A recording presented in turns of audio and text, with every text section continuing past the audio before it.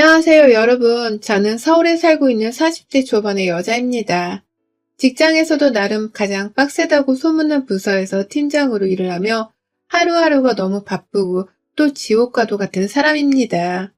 그래도 남들 하는 만큼만 하고 살자는 생각에 불만 한번 제대로 가져본 적 없이 씩씩하게 버텨가는 중이었네요. 저에게는 딸 둘이 있습니다. 제가 30대 초반에 결혼해서 올해로 결혼한 지가 딱 9년이 되는 해인데요. 결혼하자마자 낳았던 8살짜리 딸 하나랑 3년 전에 노산으로 고생하며 겨우 낳았던 딸 하나가 있어요. 바쁘게 직장 생활을 하면서 아직 혼자서는 밥도 제대로 먹지 못하는 어린애들을 키우느라 정말 눈이 10개라도 모자랄 지경이었습니다. 남편도 직장을 다니고 있는데 이 사람의 손이 워낙 굼벵이 같아서 그런지 제게는 너무 느려 터지더라고요. 제가 아이 둘 다 밥 먹이고 씻길 시간 동안 남편은 둘째 아이 밥 한 숟갈을 겨우 먹이는 사람이어서 차라리 내가 하고 말지라는 생각으로 육아를 거의 혼자서 담당해왔습니다. 그러니 오히려 시간이 좀 더 단축이 된 듯 했고요. 저도 1시간이라도 더 잘 수 있는 시간을 벌 수 있었는지라 저 혼자 몸이 바쁜 한이 있더라도 더 열심히 아이를 도맡으려고 했어요. 그러면 남편은 눈치껏 미안하다면서 설거지나 현관 신발 정리 같은 건 알아서 해주더라고요. 뭐 아예 아무것도 안 하는 것보다는 그게 어딘가 싶었습니다. 그래서 남편하고도 불만이라는 걸 그리 가지지 않은 채 이대로 만족을 하면서 살았어요. 제 성격 자체가 막 불만을 가지고서 맞서 싸우고 하는 것보다는 그냥 참아보자 하는 태평한 쪽이어서 이런 생각의 전환이 가능했던 것 같아요. 그런데도 불구하고 저의 태평한 성격이 잘 먹히지 않는 분이 계셨어요. 그 치열한 회사에서의 웬만한 불만들도 다 참고 넘어가며 그러려니 하고 살았던 저였는데 시어머니 앞에서는 도저히 이성적인 판단이나 태평함을 느낄 수가 없었습니다. 그 말투와 그 타이밍 때문에 말이죠. 어머니께서는 올해 연세가 69세이세요. 내년이면 이른이 나이시랍니다. 노인이라고 부르자니 머리에 흰머리카락 한가득인 것이 꼭 당장이라도 쓰러질 것만 같은 고령의 분이시라 함부로 못하겠고요. 그 모습을 뵈면 정말 연세가 지극히 드신 분이란 생각에 말 한마디를 하려 하더라도 조심스러움이 물밀듯 밀려오곤 했어요. 또래분들에 비해서도 훨씬 더 나이가 들어 보이고 또 연약해 보이는 분이셨죠. 하지만 성질머리만큼은 젊은 사람들 저리 가라셨어요. 마치 중학교 사춘기에 걸려서는 반항이 심한 아이들인 마냥 저희 어머니께서도 딱 그것만큼은 논리적이지도 않고 이성적이지도 않게 신경질만 부려대셨습니다. 옆에 있던 사람이 주로 저였기 때문에 시어머니 옆에서 오랜 시간 피가 말린 사람은 다름 아닌 저였고요. 시작은 딸을 낳았을 때부터였어요. 원래 결혼을 하면서도 제가 쭉 바쁘게 직장 생활을 하는 며느리라는 이유로 그다지 절 존중해 주시진 않았었거든요. 오히려 자기 아들이랑 비슷하게 돈을 벌어오는 건 아닌가 싶어서 저의 월급이 오르거나 승진을 하는 것을 유의하며 지켜보셨고요. 그러다가 꼭 한마디씩 내뱉으며 남편을 감싸고 도셨어요. 월급이 오르거나 승진을 하더라도 네 남편이 늘 하늘 같은 사람임을 잊지 말고 떠받들고 살라는 소리를 하셨죠. 시어머니가 너무 옛날 분이시기도 하고 또 요즘 세상의 여자들도 각자 자리를 잡고서 열심히 살고 있다는 것을 모르시는 것 같기도 했기에 저도 그 말씀을 듣기만 하고 별말을 하진 않았습니다. 초기에는 불만을 가지지 않고서 그냥 내내하며 잔소리도 넙죽 받아들일 수 있는 여유가 있었기 때문이었죠. 하지만 정도가 점점 지나치더라고요. 제가 분명히 직장 다니면서 남편이랑 같이 생활비를 벌어오고 있는 걸 알면서도 꼭 저 명절에 시댁에 내려가면 우리 아들 직장 다니느라 내내 힘들었겠다. 푹 쉬어라. 라고 하면서 귀한 집 아들내미 대접을 해주시더만요. 바로 옆에 있던 저한테는 표정 하나 바꾸지를 않고서는 부엌에 들어가 요리를 하러 시키시더라고요. 밥 먹을 시간이 되었는데 왜 아직 부엌에 안 들어가고 있냐고 말이죠. 며느리 없는 평상시에는 밥 먹을 시간에 누가 요리를 해서는 끼니를 챙겼는지 모르겠으나 며느리가 집에 왔다는 이유로 살림살이를 다 저한테 양도하려 하는 시어머니의 태도가 너무 괘씸했습니다. 손님 대접을 해주면서 따뜻한 밥 한 끼를 차려주시기는커녕 그저 노동이 밀린 파출부 하나를 대하듯이 일을 시키시는 시어머니셨죠. 그걸 남편도 옆에서 내내 느끼고서는 최대한 저를 위로하며 많이 도와주려고 노력을 했는데 분뱅이 같은 남편의 느려터진 도움의 손길은 저를 위로해주기엔 많이 모자랐어요. 그렇게 아들과 며느리를 차별에 대하면서 똑같이 바쁜데도 저 하나한테만 일을 시켜 먹으려고 하셨던 시어머니는 제가 딸을 낳고 나선 더욱 히스테리를 심하게 부리셨답니다. 차마 아들을 낳으란 소리는 못하신 채 혼자 꿍하셔서는 저희의 돌상도 입에 대지를 않았고 애가 할머니를 부르기 전까지는 입도 뻥끗하지 않고서 아이를 낳으려 하셨어요. 오죽했음 시아버지가 다음에 아들을 낳으면 되는데 왜 이리 호들갑이야? 라고 하면서 시어머니를 나무라시키기까지 했을 정도였습니다. 그러니 시어머니도 눈치껏 시아버지한테 혼이 나기 싫다면서 그제서야 저희 애를 한번 안아보려 하시고 또 말을 걸어보려 하시면서 애정을 주려는 듯 하셨고요. 다행히 애가 말을 하기 시작하면서부터는 손녀딸이 그래도 예쁘기라도 하는 건지 얘한테는 잘해주기 시작하셨어요. 자기 아들을 쏙 빼닮은 손녀딸이니 커갈수록 예뻐 보일 수밖에요. 그러니 저도 애를 예뻐해주는 게 다행이라며 참고 살았는데 어머님의 저를 향한 잔소리와 일 시키는 지시는 끊이지 않았네요. 명절은 뭐 무조건 며느리가 시댁에 가 혼자 고생을 하는 날이었고요. 그 밖에 가장 최악이었던 것은 바로 어머님의 공휴일 회방이었습니다. 직장인에게는 정말 달콤하다 못해 없어서는 안 될 희망과도 같은 존재인 그 공휴일 날만 되면 시어머니는 서울 구경 한번 해보자면서 서울집에 올라오셨어요. 처음에는 애고도 없이 니들 공휴일이니까 집에 있지? 라면서 찾아오셨고 몇 번 그러다가 남편이 왜 말도 없이 집을 찾아오냐면서 제 앞에서 시어머니를 향해 언성을 높이고 나니까 그 후로는 미리 말씀을 하고 오긴 하셨어요. 그래봤자 하루 전 혹은 이틀 전에 전화를 하셔선 나 가는 기차 티켓 끊어놨으니 잘 것 좀 정리해놔라 라고 하면서 잔소리를 하셨죠. 저희 부부는 회사 일이 너무 바빴다 보니까 공휴일이나 주말이 되면 거의 밖으로 나가지를 않았어요. 나가는 것도 얘가 좀 더 크고 나서부터는 현장 학습 같은 걸 많이 보여줘야 된다 해서 아이가 좋아할 만한 대공원이나 박물관을 가는 게 전부였고요. 그게 아니고서는 웬만한 쉬는 날에는 정말 온전히 아무것도 하지를 않은 채 쉬려고만 했습니다. 그래야 에너지를 충전하고서는 평일부터 다시 회사로 출근을 할 수 있었으니까요. 하지만 시어머니는 그걸 아들의 입을 통해서 잘 듣기도 하셨을 거고 제 앞에서 혼도 나셨으면서 귀머거린 듯 한 말을 다 까먹고서는 도로 저희 집을 찾아오셨어요. 공휴일에 니들이 밖에 나가지 않는 걸 다 아는데 이때 우리가 서울을 안 오면 언제 또 오겠니? 라고 하면서 서울집을 찾아와서는 손녀딸이랑 놀아주시거나 애를 데리고 나가자면서 억지로 저희 부부를 끌고 나가셨습니다. 몸이 불편한 건 말도 못할 정도였고요. 그렇게 오면 시부모님 밥도 차려드려야 하고 시부모님이 물어보시는 질문에 꼬박꼬박 대답을 하면서 기분을 맞춰드려야 했기 때문에 모든 게 다 불편할 지경이었어요. 한 번 오면 먹는 건 또 얼마나 밝히던지 먹을 것 죄다 꺼내놓고 요리하고 나면 설거지거리가 늘 한가득이었습니다. 어머님은 단 한 번도 그걸 도와주겠다고 하신 적이 없으셨어요. 오히려 그걸 내버려 두는 것 자체를 못 참겠다면서 야, 냄새 나기 전에 빨리 설거지부터 해라. 난 저 꼴 못 본다. 라고 하면서 잔소리를 하셨죠. 그걸 한두 번 하는 게 아니라 매해 공휴일 때마다 찾아오셔서는 얼굴을 비치고 설거지를 하게 하니 저도 비위가 상할 대로 상했었어요. 그걸 겨우 참아가면서 버텼고요. 어쩔 땐 제가 미리 공휴일 날에 아이를 데리고 집 밖에 나간 적도 있었고요. 큰애 유치원 친구 엄마들한테 껴서는 같이 놀러로 나가선 하루 종일 고생을 하다 집에 들어온 적도 있었어요. 그러면 아니나 다를까 시어머니는 이미 집으로 떠나신 후였지만 전화를 하셔서는 또 잔소리를 하시곤 했답니다.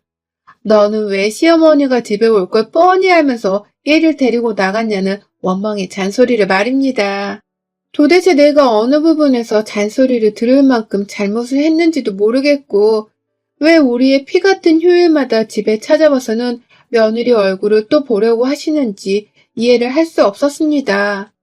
그래서 울컥한 마음에 시어머니 말씀에 대답을 안 하려고 한 적도 있었는데요. 결국 시어머니의 언성이 높아지는 바람에 빨리 잔소리를 듣고 끝내겠다면서 억지로 대답을 하고는 전화를 끊었어요. 그러다가 저는 나름 꾀를 부린다면서 좀 더 설거지를 쉽게 할 수 있도록 식기세척기 하나를 장만했고요. 그렇게 조금 설거지를 하는 것에 대한 부담이 줄었을 때쯤 둘째를 임신하게 되었습니다. 하지만 제가 노산인 것도 모자라 겨우 둘째를 가졌는데 얘가 또 딸이라는 소식을 전해 듣고 난 후 시어머니는 저를 향해 완전히 남은 정마저 떨어졌다며 무안을 주기 시작하셨어요. 얘들은 여전히 예뻐하시고 둘째가 태어난 당시에도 얘만큼은 귀여워해 주셨는데요. 저는 그때부터 시어머니의 웃음기 섞인 말은 단 한 번도 들어보지 못했답니다. 작정을 하고서 저랑 거리를 두기 시작한 어머님 때문에 제가 다 조마조마할 지경이었죠. 하지만 그것도 잠시였어요. 시어머니의 기분을 맞춰드리고 싶어서 옆에서 어떻게든 말도 걸어보고 공휴일에는 일부러 밖에를 나가지도 않은 채 어머님이 집에 오기를 기다리기도 했었습니다. 내가 잘못한 것이 없긴 했으나 어머님이 절 보면 영 웃어주지도 않고 원래 하던 잔소리를 더하다 못해 매번 승질만 부려대니 이러다 정말 애들이 더 크고 나면 내가 애들 앞에서 시무한테 혼나는 걸 다 보여줘야겠구나 하는 아찔한 생각이 들더라고요. 애들한테만큼은 엄마가 사랑받는 사람이고 싶고 또 애들한테만큼은 시무가 시집살이를 시킨다는 상황 자체를 보여주고 싶지가 않았던 저는 점점 이 일을 빨리 종지부 찍어야겠다고 생각을 했어요. 시어머니랑 맞짱을 떠서 싸우던지 아니면 그냥 아이 보지를 않고 살던지 뭐라도 해서 애들이 더 크기 전에 좀 더 떳떳하고 자기 행복을 추구하고 살 줄 아는 엄마가 되고자 했습니다. 그렇게 생각을 하고 나니 시어머니 히스테리들이 다 재수가 없게 느껴지기 시작했죠. 그리고는 슬슬 한계에 다다른 듯 시어머니 앞에서도 짜증도 부려보기 시작했어요. 지난 추석에도 저 혼자 거의 모든 제사상 차리는 일을 도맡아 하다가 너무 승질이 나서 제가 남편을 불렀거든요. 당신이라도 와서 도와. 내가 이 집 시다발이야? 라고 하면서 말이죠. 그러자 남편도 시아버지도 당황을 하셔서는 급기야 시아버지까지 부호관으로 들어오는 사태가 발생했는데요. 어머님이 저의 모습을 보고는 왜 소리를 지르냐고 따져 물으시대요. 근데 저 그 말을 그냥 딱 씹어버렸어요. 보란 듯이 어머님 말씀을 무시만 하다가 어머님이 너 내 말 안 들려? 라면서 악바리를 쓰자 그제서야 저는 일하는 거 안 보여요? 라고 하면서 더 큰 목소리로 똑같이 악바리를 질러버렸고요. 그리고는 제사를 어떻게 끝내는 줄도 모르게 어머님이랑은 대면대면에 하다가 친정에 왔습니다.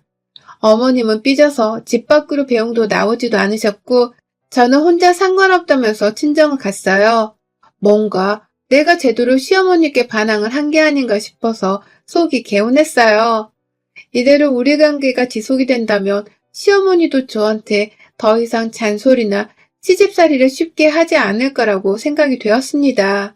그리고 다가오는 주말이나 개천절, 대체 공휴일에도 시어머니가 서울집에 오지를 않을 것이라 확신했어요. 하지만 저희 시어머니는 지난 개천절 대체 공휴일이었던 월요일에 또 저희 집을 찾아오셨습니다. 그리고는 보란듯이 제 집안에 있는 모든 그릇이랑 그릇들을 다 꺼내서는 바리바리 쌓아온 반찬들을 하나둘 담으셨어요.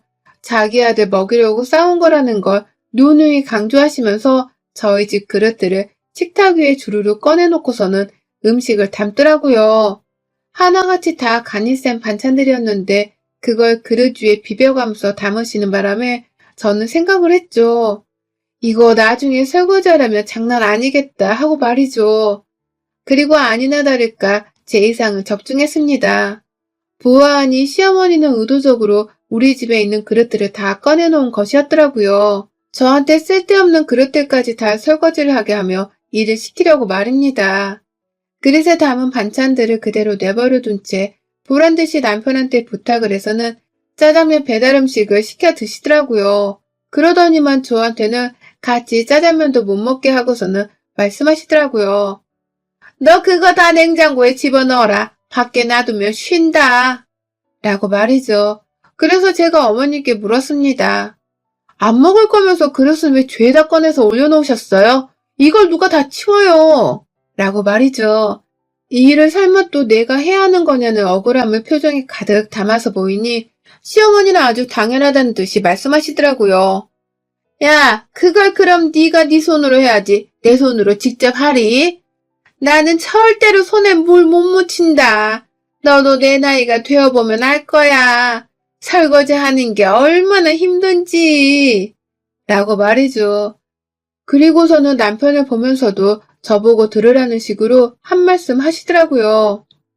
나는 우리 집에서도 설거지를 열심히 안 하는 사람이야. 며느리가 차라리 옆에 살면서 와서 설거지를 해주고 살면 참 좋을 텐데. 하필 멀리 살아서는 해주는 것도 없고 맨날 명절에만 며칠 쉬고 와서는 깨작깨작 해주고 내 팔자는 왜 이러는 거야 정말. 라고 말입니다. 그 말을 듣고 나니 얼마나 천불이 나던지요. 이 사람이 노망이 난 건가 싶어서 잠시 황당했다가 제가 재차 물었어요. 진심이세요? 제가 그간 그 고생을 사서 했는데도 제가 깨작깨작 설거지를 해드렸다고 생각을 하신 거예요, 그동안? 이야, 우리 어머님 청소에 진심이신 분이신가 보네. 알겠어요.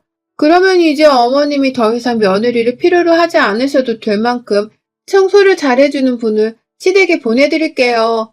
다시는 설거지 하나 때문에 며느리가 필요한 상황도 없으실 거고요. 어머님도 분명 만족하실 겁니다. 라고 하면서 저는 그냥 그 자리에서 보란 듯이 우리 집 그릇들을 전부 다 집안에 있던 식기세척기 안에 넣어버렸습니다. 기기로 막 돌리면서 나 할 일 다 했으니까 방에 들어가 쉰다. 라고 하면서 남편에게만 보란 듯이 통보를 했고요. 그대로 방 안에 들어가니 저희 딸들도 저를 따라 들어오더라고요. 그래서 뭐 어쩌겠어요. 침대 위에 누워서 애들이랑 아이패드로 넷플릭스 키즈 영화 한 편이나 봤죠. 그리고 나서 얼마 있지 않아 밖에서 남편이 부르더라고요. 시어머니가 집에 가신다고 말이죠. 하지만 저는 끝까지 문 밖에 나가지 않았어요. 그냥 남편한테 그러라고 해! 라며 대답을 했고요. 밖에서 씩씩대는 시어머니의 목소리와 숨소리까지 다 들렸는데 신경도 쓰지 않은 채 그냥 계속 애들이랑 영화를 봤습니다. 그리고는 저 그날 남편이 잠든 사이 혼자서 시댁에 보낼 선물 하나를 준비했네요. 요즘 1인 가정, 2인 가정이다 해서 식기세척기도 소형으로 엄청 많이 나오거든요. 가격도 그냥 50만 원 언저리로 하나 괜찮은 걸 살 수 있고요. 저 그냥 시댁에다가 조그마한 2인 가정용 식기세척기 하나를 사서 보내드렸습니다. 돈이 한 푼이라도 아까워서 30만 원대의 세척기 하나를 선물해 드렸어요. 선물을 받으신 시어머니가 얼마 전 연락이 왔어요. 너는 뭐 이런 걸 라고 하면서 제가 마치 사과의 선물로 식기세척기를 보낸 줄 알고서 좋아라 하시대요. 그래서 제가 그 기분에 찬물을 끼얹듯이 한마디 했습니다. 좋단다. 라고 말이죠. 그러자 시어머니, 너 지금 뭐라 했니? 라고 하면서 저를 향해 날이 선 채로 물으셨는데요. 제가 당당히 대답했습니다. 좋으세요? 며느리한테 해준 것도 쥐뿔 만큼 없으면서 선물 하나 받으니 꼴이 좋으신가 봐요. 어머님, 이제 그걸로 설거지 하세요. 손에 물 못 묻힌다고 하시길래 사드린 거니까 며느리 좀 그만 찾고 앞으로는 그걸로 알아서 설거지도 다 하세요. 다시는 며느리를 청소시키려 찾지 마시고요. 다시는 공휴일에 내 집에 와서 꼴값 떨지 마세요. 집에 오는 그날 바로 문전박대 당하실 거니까 한번 그 꼴 당해보고 싶으시면 다음 공휴일에 찾아와 보시던가요. 라고 말입니다. 아주 당당히 속에서 천불이 나려하는 심정을 그대로 담아서는 시어머니께 다다다닥 뱉어내니 우리 시어머니 그 얘기를 들으면서 나 이거 안 받아. 이거 도로 가져가라. 라고 하면서 택배를 당장 환불하라며 언성을 높이기 시작하셨어요. 환불을 할 줄도 모르시는 양반이 제가 보낸 식기세척기를 어떻게든 도로 가져가게 하려고 난리 법석을 피우시더라고요. 식기세척기를 받느니 차라리 며느리를 하루라도 더 불러서 개고생을 시키고 싶다는 걸 그런 식으로 표현하신 것이었죠.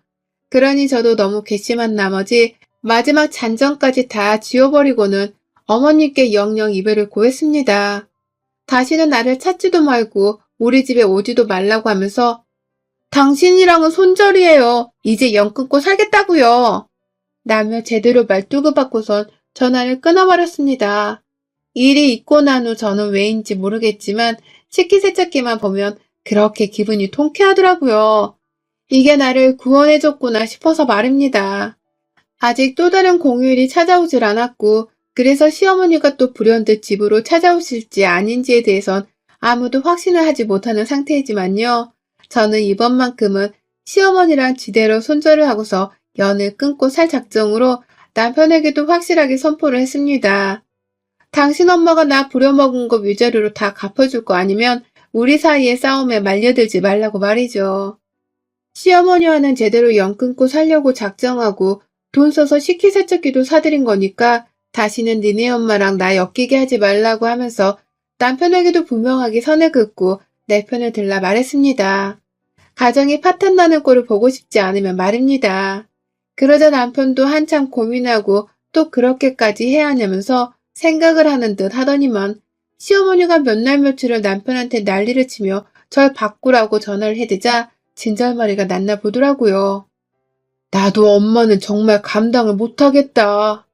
라는 말로 제 편을 들겠다는 말을 우회적으로 하대요. 그렇게 저희 부부는 함께 뜻을 모았고요. 저는 이미 시어머니의 전화를 차단한 후라서 더는 연락을 안 하고 있으나 남편도 저를 따라서 어머님의 연락은 무조건 제 앞에선 피한 채로 받지를 않고 있습니다.